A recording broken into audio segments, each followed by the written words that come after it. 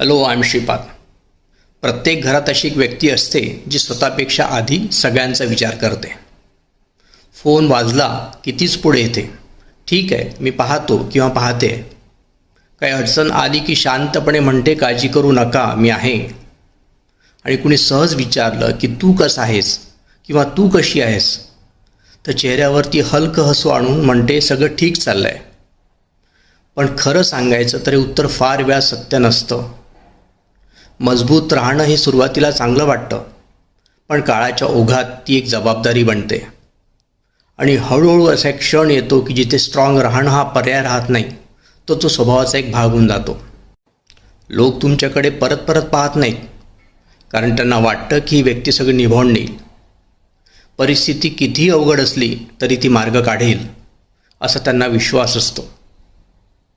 तुम्ही आईवडिलांसाठी आधार असता, जीवनसाथीसाठी विश्वास असता, मुलांसाठी आदर्श आणि मित्रपरिवारासाठी उत्तर.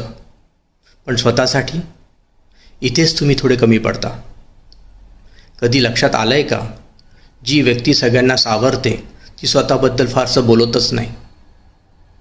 त्या व्यक्तीच्या वेदना आवाज न करता मनातच साठत जातात. कारण त्या व्यक्तीच्या मनात एक भीती घर करून बसलेली असते, मी जर थांबलो किंवा थांबले तर या सगळ्यांचं काय होईल आहे. माझ्या थकव्याची किंमत इतरांना मोजावी लागेल का. जणू दमणं थकणं हे त्यांना परवडणारं नसतं. आणि अशाच वेळी मनाच्या आत एक शांत एकटेपणा उगम पावतो. गर्दीत असूनही मन एकटं पडलेलं असतं. खरं सांगायचं तर मजबूत असणं हे नक्कीच सुंदर आहे, पण कायमच तसं राहणं त्या व्यक्तीला आतून शांत करतं, हळूहळू गप्प करतं.